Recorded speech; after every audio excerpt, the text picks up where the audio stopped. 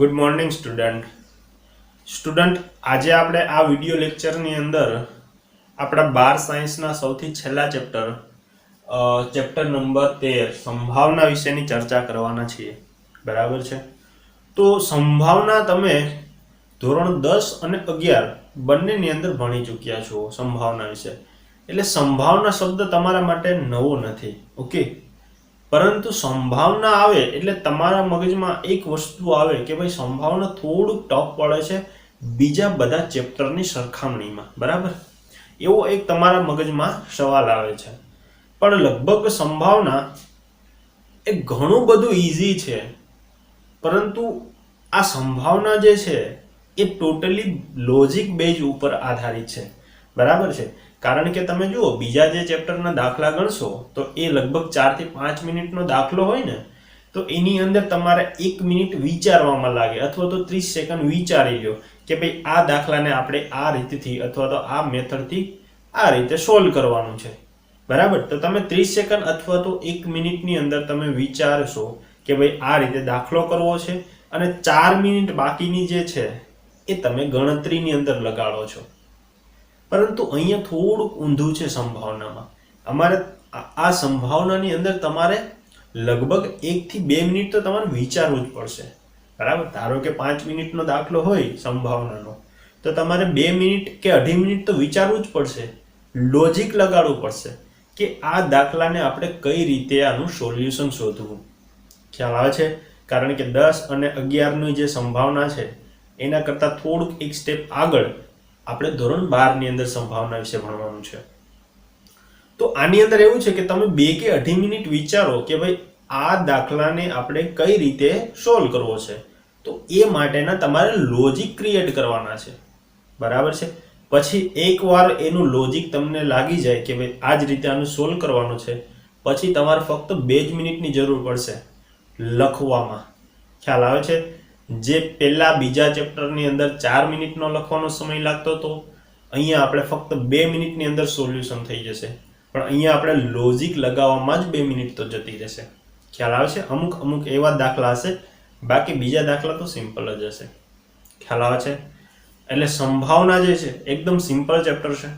Okay, આપણે શાંતિથી વ્યવસ્થિત અને બેઝિકથી સમજીશું. જો બેઝિક નબળું હશે તો સંભાવનાની અંદર તમને થોડોક ખ્યાલ નહીં પણ આવે, પણ આપણે એકદમ શાંતિથી અને બેઝિકથી સમજીશું.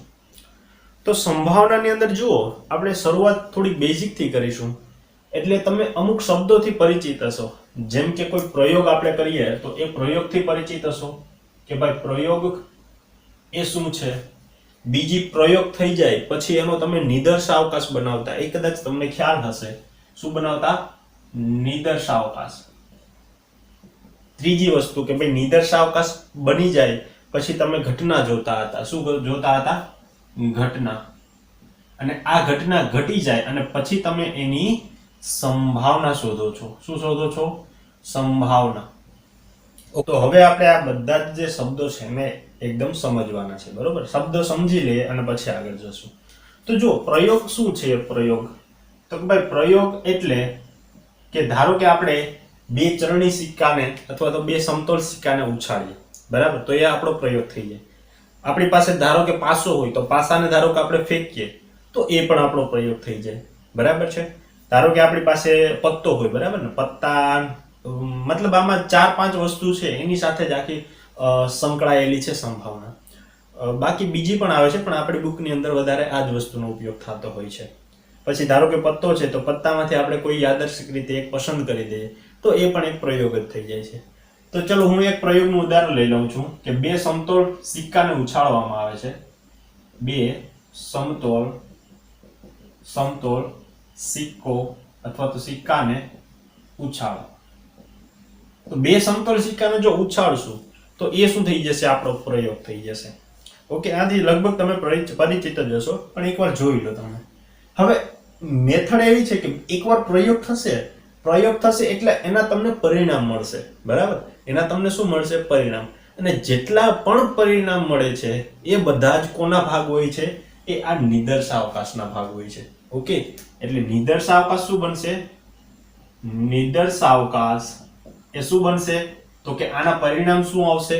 તો કે ભાઈ બે સમતોલ સિક્કાને ઉછાળશો તો તમને કાં તો હેડ હેડ મળશે, કાં તો હેડ ટેલ મળશે, કાં તો ટેલ હેડ મળશે, અથવા તો ટેલ ટેલ મળશે. ઓકે, એચ નો મતલબ શું થાય છે? હેડ, અને હેડ એટલે શું થાય? છાપ. ટી નો મતલબ શું થાય? ટેલ. ટેલ નો મતલબ શું થાય? કાંટો.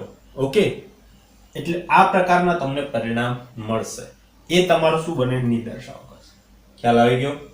પછી તમે શું કરો છો કે ભાઈ પછી તમે ઘટનાઓ બનાવો છો કે ઘટના, ધારો કે તમે ઈ કહી દો, બરાબર. હવે આપણે ઘટનાની વાત કરવી છે અને ઘટના ધારો કે તમે ઈ કહી દો અને ઈ ઘટના તમને મળે છે કે ધારો કે બંને વાર તમને શું મળે? કાંટ મળે. ધારો કે કોઈ પણ તમે ઘટના તમારી રીતે પણ લઈ શકો કે બંને સિક્કાનો ઉછળતા અથવા તો બંને વાર કાંટ મળે અથવા તો કાંટો મળે. ઓકે, તો કાંટો મળે એવી સંભાવના આની અંદર કેટલી છે? જુઓ, બંને વાર કાંટો મળે એવી એક જ છે, તો અહીંયા તમને ટીટી મળી જશે એની સંભાવના. હું કોઈ એફ ઘટના લઈ લઉં અને એફ ઘટના એવી કહી દઉં કે ભાઈ ઓછામાં ઓછી એક વાર આપણને છાપ મળે. ઓછામાં ઓછી એક વાર છાપ મળે. તો જુઓ, એફ ની ઘટના કેટલી થશે? તો કે ઓછામાં ઓછી એક વાર આપણને છાપ મળે. તો આની અંદર જુઓ, ઓછામાં ઓછી એક વાર છાપ ક્યાં મળે? ઓછામાં ઓછાનો મતલબ શું થાય કે આપણને એક વાર તો છાપ મળવો જ જોઈએ. ઓછામાં ઓછો એક વાર તો છાપ મળવો જ જોઈએ. વધારે મળે તો કંઈ પ્રોબ્લેમ નથી. તો આપણને અહીંયા પણ છાપ મળે છે, અહીંયા મળે છે અને અહીંયા મળે છે. તો આપણી ઘટના કેટલી થશે? તો કે એચ થશે, એચ ટી થશે અને ટી એચ થશે. Okay, clear? તો આ રીતે આપણે નિદર્શાવકાશમાંથી આ શું બનાવીએ છીએ? ઘટના. શું બનાવીએ છીએ? ઘટના. પછી આ ઘટના થઈ જાય પછી આપણે એ બધી જ ઘટનાઓની શું શોધતા હોઈએ છીએ? સંભાવના. ઓકે, હવે જુઓ, સપોઝ મારે આની સંભાવના શોધવી હોય ઈ ની, તો હું શું કરીશ? તો કે આનું હું P of E શોધીશ. શું શોધીશ? P of E. આનો મતલબ શું થાય કે આ એક ઘટના છે, એ ઘટનાની મારે શું શોધવી છે? સંભાવના. P મેં શું કામે લખ્યો છે? સંભાવનાનું અંગ્રેજી શબ્દ શું થાય છે? પ્રોબેબિલિટી. પ્રોબેબિલિટી નો અહીંયાથી મેં P ઉઠાવેલો છે. P નો મતલબ થાય છે સંભાવના, પ્રોબેબિલિટી. આને બોલાય ઇંગ્લિશમાં પ્રોબેબિલિટી ઓફ E. શું બોલાય? Probability of E. એનો ગુજરાતી મતલબ એવો થાય કે E જે ઘટના છે એની સંભાવના. ઓકે, અને આની સંભાવના આપણને ખબર છે શું થાય છે? તો કે આપણે ઉપર લખીએ કે ભાઈ જે ઘટના E હતી એની સાનુકૂળ પરિણામોની સંખ્યા. યાદ કરો, યાદ ના આવે તો હું અહીંયા જે બોલું એના ઉપર ફોકસ કરો કે P of E નો મતલબ શું થાય કે E ની સાનુકૂળ પરિણામોની સંખ્યા અને એના છેદમાં કુલ પરિણામોની સંખ્યા.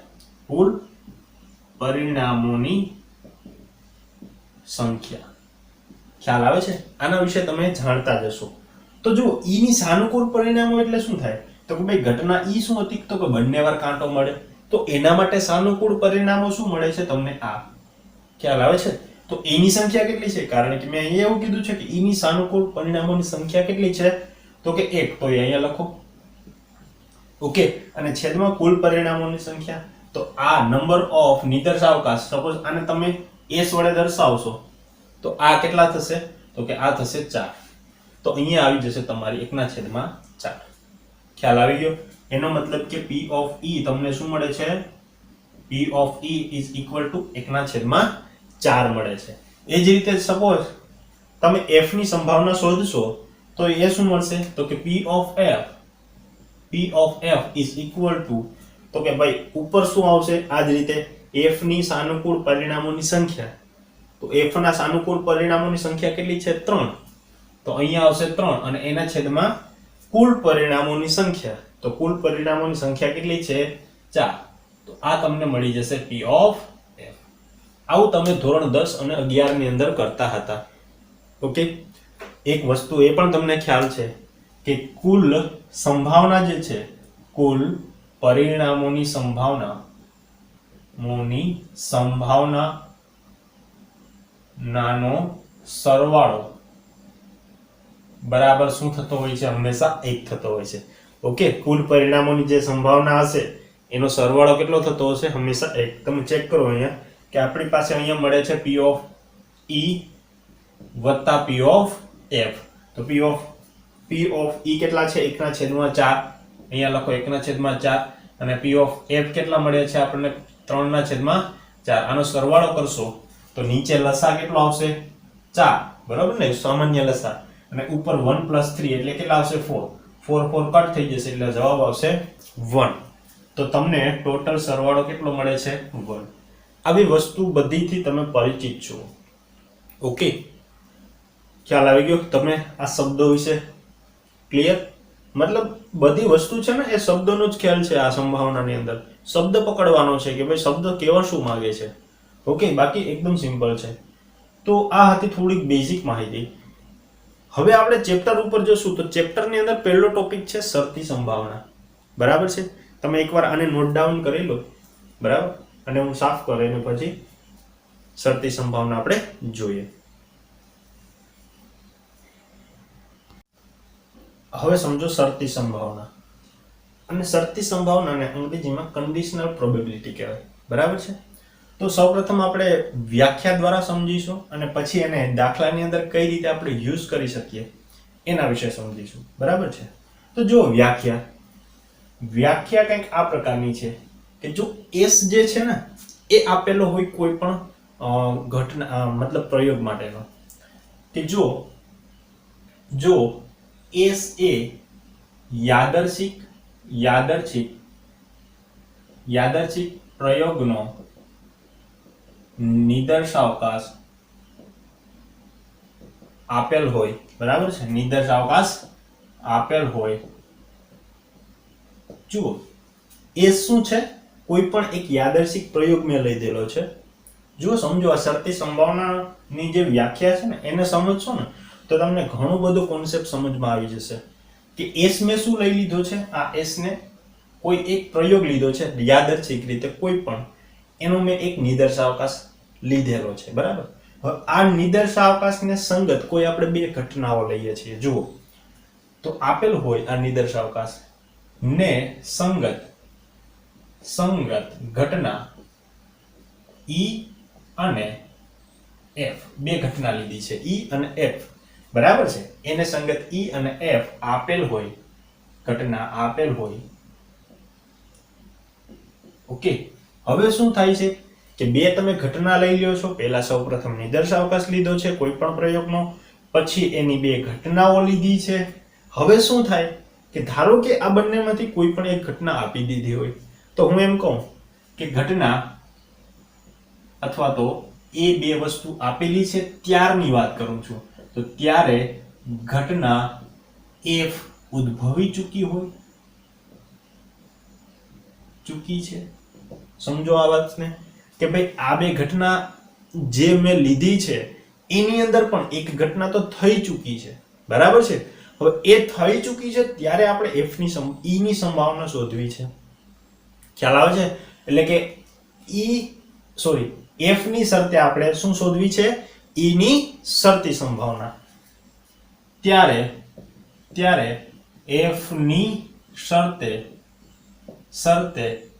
E ની શરતી સંભાવના. અને આ જે વસ્તુ છે ને એને કઈ રીતે દર્શાવવામાં આવે છે? P of જે સંભાવના થઈ ગઈ હોય એને અહીંયા લખવાની. કઈ થઈ ચૂકી છે?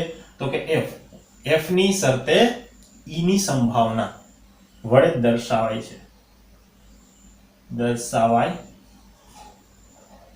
છે. ખ્યાલ આવે છે તમને? વ્યાખ્યા ખ્યાલ આવી ગયો કે ભાઈ કોઈ પણ એક તમે સામાન્ય પ્રયોગ લઈ લ્યો તમારી કોઈ પણ ઈચ્છા મુજબનો. બરાબર છે?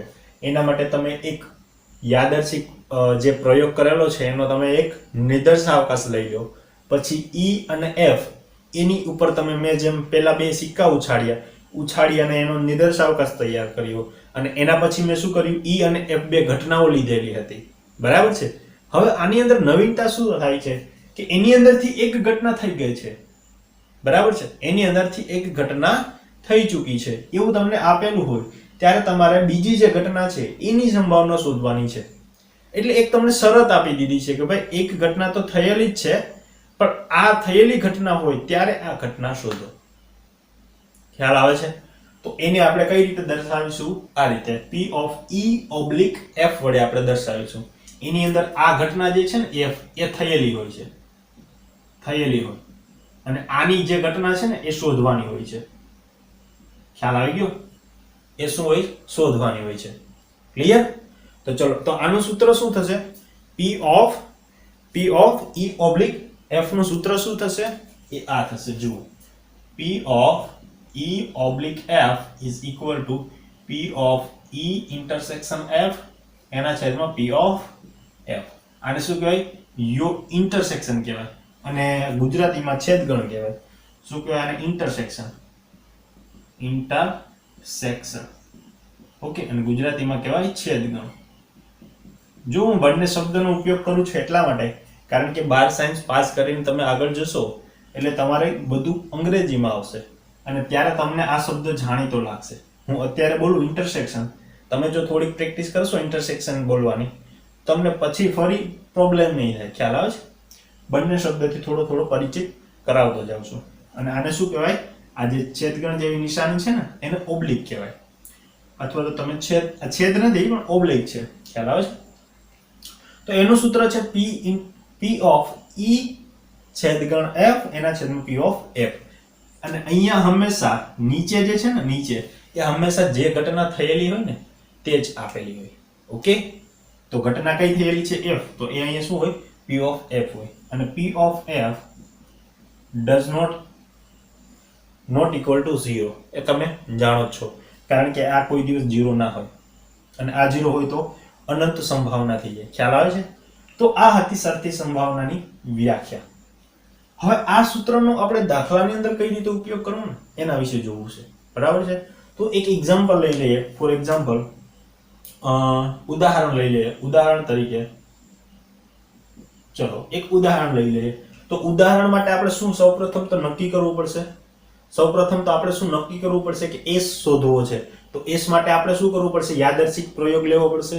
તો ધારો કે આપણે પ્રયોગ લઈ લઈએ. જુઓ, એક આપણે પ્રયોગ લઈ લઈએ. જુઓ, એકદમ સિમ્પલ છે વસ્તુ. પ્રયોગ. ચલો, પ્રયોગ શું લઈએ છીએ? ધારો કે આની અંદર આપણી બુકની જે અંદર પ્રયોગ છે એ જ આપણે લઈએ. કે ધારો કે 3 સિક્કાને આપણે ઉછાળીએ છીએ. 3 સમતોલ સિક્કાને, 3 સમતોલ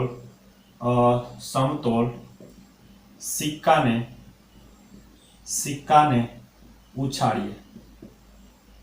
ઓકે, આ એક પ્રયોગ લઈ લીધો છે. ચલો, હવે આની અંદરથી આપણે શું શોધવું પડશે? નિદર્શાવકાશ. કારણ કે પ્રયોગ પછી બીજું શું કામ આવે છે? નિદર્શાવકાશ શોધવાનું. તો નિદર્શાવકાશને આપણે S વડે દર્શાવીશું. તો S શું થશે? તો કે ભાઈ 3 સિક્કાની અંદર કાં તો H મળશે, H ટેલ મળશે, કાં તો H ટેલ H મળશે, કાં તો TH મળશે. બરાબર છે? અથવા તો તમને આ વસ્તુ પણ મળી શકે છે, HTT મળી શકે છે, TH મળી શકે, THT મળી શકે છે, અને HTT મળી શકે છે. સોરી, ઓકે, અહીંયા આવી જશે ને, આ H અહીંયા આવી જશે એટલે TTH મળશે, અને છેલ્લે મળશે TTT. Okay, triple T. ખ્યાલ આવે છે? તો એટલો તમને નિદર્શાવકાશ મળશે. પછી આપણે કામ શું રહ્યું? નિદર્શાવકાશ S મળી ગયો, પ્રયોગ થઈ ગયો. પછી આપણે ઘટના E અને F લેવાની છે. શું લેવાનું છે? ઘટના E અને F લેવાની છે. હવે ધ્યાનથી જુઓ કે ઘટના E શું લેશું આપણે? તો બુકની અંદર તમારી જે પાસે ઘટના આપેલી છે એ જ લેશું આપણે. તો બુકની અંદર એવી ઘટના આપેલી છે, શું આપેલી છે? કે ઓછામાં ઓછી 2 છાપ દેખાય. શું દેખાય? ઓછામાં ઓછી 2 છાપ દેખાય. કે ઓછામાં ઓછી 2 છાપ દેખાય. ઓકે, અને F જે ઘટના છે એ ઘટના F શું દર્શાવે છે? કે પહેલો સિક્કો કાંટો બતાવે, બીજા સિક્કાની કોઈ જરૂર નથી. પહેલો સિક્કો શું બતાવે? કાંટો બતાવે. ઓકે, ચલો, આ બે ઘટનાઓ આપણે લઈ લીધી છે.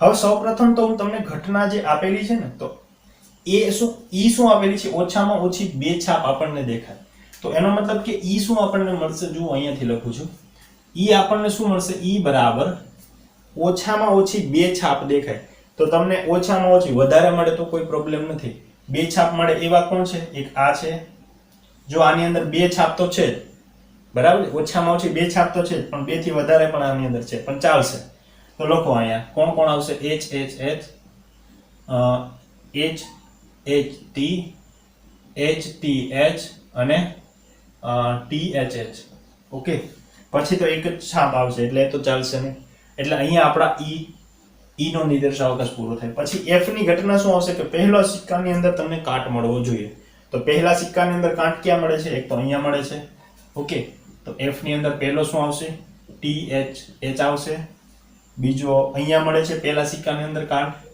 એટલે T H T આવશે ત્રીજા સિક્કાની અંદર અહીંયા મળે છે અને અહીંયા પણ મળે છે ઓકે હવે તમે એક સમજો વાત હવે હું પહેલા સૌપ્રથમ તમને સંભાવના શોધતા શીખડાવું કે ભાઈ આની સંભાવના કઈ રીતે શોધવી હું તમને એવું કહું કે P of E ની સંભાવના કઈ રીતે શોધવી ઓકે તો તમે મને ડાયરેક્ટ કહી દેશો કારણ કે મેં તમને પહેલા જ કીધું છે કે ભાઈ આની ટોટલ સંભાવના શોધો કેટલી છે તો કે કેટલી છે 4 છે બરાબર કારણ કે અહીંયા તમે શું લખશો E ની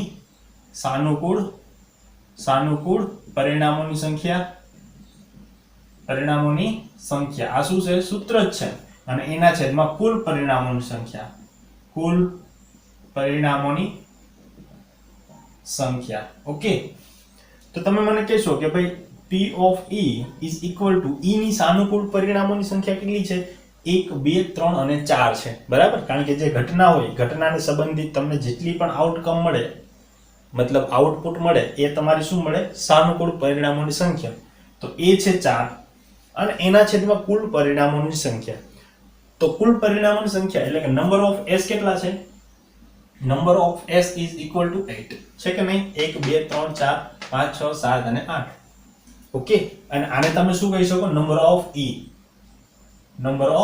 તમે લગભગ સપોઝ કોઈ બીજી મેથડ તે તમને ભણાવેલું હોય તો તમે આમ પણ કહી શકો કે ભાઈ P of E નું સૂત્ર શું તમે કહેશો કે ભાઈ P of E નું સૂત્ર એ નંબર ઓફ E ના છેદમાં નંબર ઓફ S આવું પણ તમે ભણેલા હોઈ શકો ખ્યાલ આવે છે એવું કઈ નથી કે આવું જ ભણેલા હોય આવું પણ ભણેલા હોય ક્લિયર તો જો નંબર ઓફ E કેટલા છે 4 આ number of E is equal to 4 છે એ અહીંયા લખી દઉં છું નંબર ઓફ S ની સંખ્યા કેટલી છે એ 8 છે તો અહીંયા આવશે 8 તો અહીંયા આવશે 1/2 ઓકે તો તમને P of E શું મળે છે 1/2 હવે હું તમને એવું કહું કે P of F શોધવો છે આપણે તો P of F is equal to તમે શું કહેશો કે ભાઈ આ તો થઈ જશે નંબર ઓફ F ના છેદમાં નંબર ઓફ S ખ્યાલ આવે છે જેટલી પણ તમારી પાસે F મળેલો હોય એના નંબર એના છેદમાં કુલ નંબર જે આપેલા હોય એના નંબર તો અહીંયા થશે આ પણ 4 ના છેદમાં 8 is equal to 1/2 ખ્યાલ આવે છે તો આ તમને P of E અને P of F મળે છે પણ તમારી બુકની અંદર કંઈક અલગ રીતે શોધેલું છે જુઓ એ આ રીતે શોધેલું છે હવે હું તમને એનું અહીંયા જ કહી દઉં છું બરાબર કે કઈ રીતે શોધેલું છે એટલે તમને કન્ફ્યુઝન ના થાય એ આ રીતે શોધેલું છે જો E માટે વાત કરીશું F માટે નહીં શીખડાવશે તો P of E is equal to ત્યાં એવું છે કે આ બધી જ સંભાવનાઓનો અલગ અલગ ગણતરી કરી અને સરવાળો કરવો છે જુઓ તો આ P of E એટલે કે P of H આવશે વત્તા P of H આવશે વત્તા P of H આવશે વત્તા P of T આવશે જો આ રીતનું તમારી બુકની અંદર હશે ઓકે હવે જુઓ કે આની આપણે ગણતરી કઈ રીતે કરવી મેં તો તમને ડાયરેક્ટ એ જ કહી દીધું કે P of E ની સંભાવના કેટલી આવે છે 1/2 ઓકે પણ જો અસલમાં એ આવે છે કઈ રીતે તમને ચોપડી જે ટેક્સ્ટ બુક ની અંદર છે એ આ જ રીતે શીખડાવવા માંગે છે કે 1/2 તમે આ સૂત્રની મદદથી કરી શકો છો પણ એ અસલમાં આવે છે કઈ રીતે ધ્યાનથી સમજો હું આ એકનું ડિસ્ક્રિપ્શન અહીં આપું છું જુઓ થોડુંક મારે હટાવવું પડશે જો થોડીક અમુક વસ્તુ તમે નોટ ડાઉન કરી દેજો આ લખી લેજો પોઝ કરીને ઓકે હું આને હટાવું છું સમજાવવા માટે તો સમજો અહીંયા સમજો કે P of ટ્રિપલ H ની હું વાત કરું છું અહીંયા, કે આનો મતલબ શું થાય, કે આનો મતલબ એવો થાય કે તમે અહીં સંભાવના એવી લીધી છે કે 3 સમતોલ સિક્કાને ઉછાળો છો. હવે તમે સમતોલ સિક્કાને 3 વાર ઉછાળવાના છે, 3 સમતોલ સિક્કાને ઉછાળો છો એક વાર, બરાબર. તો સૌપ્રથમ હું સિક્કાને ઉછાળીશ ત્યારે આપણને હેડ મળશે, બરાબર છે. સૌપ્રથમ હું સિક્કાને ઉછાળીશ ત્યારે આપણને શું મળશે, હેડ મળશે. એટલે કે હું આને લખી શકીશ છાપ મળે સૌપ્રથમ વાર. ઓકે, પછી હું બીજા સિક્કાને ઉછાળીશ ત્યારે પણ મારી પાસે છાપ મળે. ઓકે, એટલે અહીંયા જો H છે ને, તો મારે અન્ય શબ્દ વાપરવો પડશે, કારણ કે પહેલી વાર આપણે પ્રયોગ કરી દીધો પહેલા સિક્કા માટે, અને બીજા સિક્કા માટે પણ પ્રયોગ કરવો પડશે ત્યારે પણ આપણી પાસે છાપ મળે. ઓકે, અને ત્રીજા સિક્કા માટે પણ આપણે પ્રયોગ કરશું ત્યારે પણ આપણી પાસે શું મળશે, છાપ મળશે. ખ્યાલ આવે છે? હવે તમે એક વસ્તુ મને કહો કે તમે એક સિક્કાને 2 વાર એક સિક્કાને ઉછાળો છો તો ત્યારે છાપ મળવાની સંભાવના શું હોય, હંમેશા 1/2 હોય. શું હોય? 1/2 હોય. યાદ રાખજો કે તમારી પાસે છાપ, તમે એક સિક્કાને ઉછાળશો તો કાં તો તમને છાપ મળશે કાં તો કાંટ મળશે. એટલે છાપ મળવાની સંભાવના શું હોય, 1/2 હોય. તમને ખ્યાલ જ હશે. તો અહીંયા મને કહેશો કે છાપ મળવાની સંભાવના એક સિક્કા માટે 1/2 હશે. અન્ય છે એટલે શું આવશે, ગુણાકાર આવે છે. શું આવે? ગુણાકાર આવે. ઓકે, પછી બીજા સિક્કા માટે પણ છાપ મળશે 1/2 વાર, ત્રીજા સિક્કા માટે પણ શું આવશે, 1/2 આવશે. તો આ આવે છે 1/8. શું આવે છે? 1/8. તમારી ચોપડીની અંદર જોજો કે આનો જવાબ શું આવે છે, 1/8. સેમ ટુ સેમ આની વાત કરું હું, P of HT એની વાત કરીશ તો પહેલી વાર સિક્કાને ઉછાળીશ તો આપણને શું મળશે, છાપ મળશે. અને બીજા સિક્કાની વાત કરો ત્યારે પણ આપણને છાપ મળે, બરોબર ને. જો ત્રીજા સિક્કાને ઉછાળીશ, અથવા તો અહીંયા હું આને કરું, ત્રીજા સિક્કાને ઉછાળીશ ત્યારે તમને શું મળશે, કાંટો મળશે. શું મળશે? કાંટો મળશે. તો છાપ મળવાની સંભાવના 1/2. અહીંયા પણ છાપ મળવાની સંભાવના 1/2. અહીંયા કાંટો મળવાની સંભાવના એ પણ 1/2 જ થશે ને. ઓકે, તો આની ટોટલ સંભાવના કેટલી થશે, 1/8. ખ્યાલ આવે છે? એ જ રીતે અહીંયા શું થશે, આની પણ 1/8 થશે, આની 1/8 થશે, આની પણ 1/8 થશે. ચેક કરો આ જ રીતે, આની પણ ચેક કરો 1/8 જ થશે, અને આની પણ 1/8 થશે. તો આ થશે 1/8 પ્લસ 1/8 પ્લસ 1/8 પ્લસ 1/8. એટલે લસા સામાન્ય કેટલા આવશે, 8, અને ઉપર 1 પ્લસ 1 પ્લસ 1 પ્લસ 1 એટલે કેટલા આવશે, 4. કેટલા આવશે, 4. એટલે અહીંયા આવી જશે 1/2. ચેક કરો છે કે નહીં. ઓકે, જે બુક વાળા છે એ થોડુંક તમને લાંબુ ડિસ્ક્રિપ્શન આપવા માંગે છે, પણ એ અસલમાં વસ્તુ આ જ છે, એટલે ટેન્શન ના લેતા. ઓકે, બે વસ્તુ આ જ છે, પણ આ તમને ખાલી સમજાવવા માંગે છે કે આ આવે છે કઈ રીતે. જો અહીંયા y લખી અને પ્રશ્નાર્થ ચિહ્ન કર્યો છે કે શું કામે આ વસ્તુઓ આ રીતે મળે છે. તો ખ્યાલ આવી ગયો કે 3 સિક્કાનો મતલબ આ થાય કે પહેલા સિક્કામાં છાપ મળે, બીજા સિક્કામાં પણ છાપ મળશે, અને ત્રીજા સિક્કામાં પણ છાપ મળશે. એટલે 1/2 cross 1/2 cross 1/2 is equal to 1/8. 2 દુ 4 અને 4 દુ 8. ખ્યાલ આવી ગયો. એ જ રીતે બંને તમે સંભાવના શોધી શકો છો. ક્લિયર? તો આપણે શીખી ગયા કે ભાઈ આની સંભાવના P of E અને P of F કઈ રીતે શોધવી. ઓકે, હવે સમજો મારી વાત. હવે હું તમને એવું કહું કે હવે આપણે શું શોધવી છે, શરતી સંભાવના. હવે આપણે શું શોધવી છે, શરતી સંભાવના. તો હું તમને એવું કહું કે ભાઈ શરતી સંભાવના મારે E માટે શોધવી છે. કોના માટે શોધવી છે? E માટે. તો હું તમને એવું કહું કે ભાઈ E આપેલી હોય, શું આપેલી હોય, E આપેલી હોય ત્યારે આપણે F ને શોધવી છે. ઓકે, સોરી, આપણે શરતી સંભાવના F શોધવી, E શોધવી ને. શરતી સંભાવના શું શોધવી છે, E શોધવી છે. એનો મતલબ કે F શું હોય, આપેલો હોય. શરતી સંભાવના, જેની શરતી સંભાવના શોધવી હોય એ શું આવે છે, આગળ આવે છે. જો મેં શું કીધું છે કે જેની સંભાવના શોધવી હોય એ આગળ આવશે, જે થયેલી હોય એ પાછળ આવશે. તો F થયેલી છે એવું વિચારું ત્યારે આપણે E ની શરતી સંભાવના શોધવી છે. ઓકે, મારે જો સૂત્રનો જ ઉપયોગ કરવો છે. તો હવે જુઓ, હું આ ભાગને થોડો હટાવું છું, તમે લખી લેજો પોઝ કરીને. તો આને હું હટાવી દઉં છું. તો ધ્યાનથી જુઓ, સૂત્ર આપણી પાસે આવું કંઈક હતું. મેં સૂત્ર પણ હટાવી દીધું છે, વાંધો નહીં. તો સૂત્ર આપણી પાસે કંઈક આવું હતું, P of E inter oblique F is equal to P of E intersection F upon P of F. Okay, તો હવે સમજો અહીંયા. તો મારી પાસે P of F તો મળી ગયા છે અહીંયા. હવે આપણે શોધવાનું શું રહ્યું છે? P of F શોધવાનું રહ્યું છે. તો એક કામ કરો, પહેલા તો E intersection F શોધી લઈએ. એટલે કે E intersection F છેદગણ. ઓકે, હું ઇન્ટરસેક્શન બોલું છું કારણ કે તમે પણ થોડીક પ્રેક્ટિસ કરજો. તો E અને F ઇન્ટરસેક્શન નો મતલબ શું થાય છે? છેદગણ નો મતલબ શું થાય છે? કે બંનેની અંદર કોમન વસ્તુ કઈ છે? તો કઈ વસ્તુ કોમન છે? આ નથી, બરાબર છે, આ છે. જુઓ, બંનેની અંદર આ કોમન વસ્તુ છે, પછી એકી કોમન વસ્તુ નથી. તો અહીંયા કેટલી કોમન વસ્તુ આવે છે? THH આવે છે. અને આની આપણે પ્રોબેબિલિટી શોધવી છે. એટલે કે probability of E intersection F is equal to ઉપર કેટલા છે? P of F E intersection F નો મતલબ શું થાય? તો કે number of E intersection F upon number of F. બરાબર છે ને? ખ્યાલ આવે છે? Sorry, number of S. Okay, તો અહીંયા શું આવ્યું છે? તો કે ભાઈ આ intersection F, E intersection F ના નંબર કેટલા છે? તો કે એ તો એક જ છે. અને એના છેદમાં નિદર્શ અવકાશના નંબર કેટલા છે? તો કે એ તો 8 છે. તો એકના છેદમાં શું આવે છે? 8. કેટલા આવે છે? 8. તો આપણને P of E intersection F ની કિંમત મળી ગઈ છે. 1/8 મળે છે.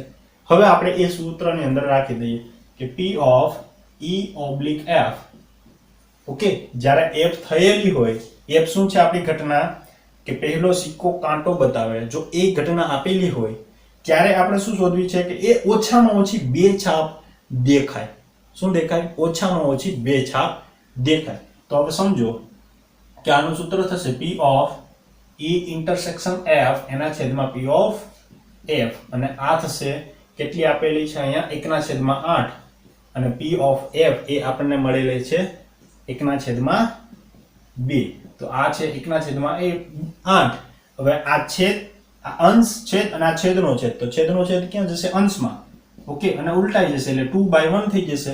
અને અહીંયા થશે 2 દુ 4. એટલે અહીંયા આવશે આન્સર 1/4. ઓકે, તો આપણને શરતી સંભાવના મળે છે 1/4. ખ્યાલ આવી ગયો? Okay, easy.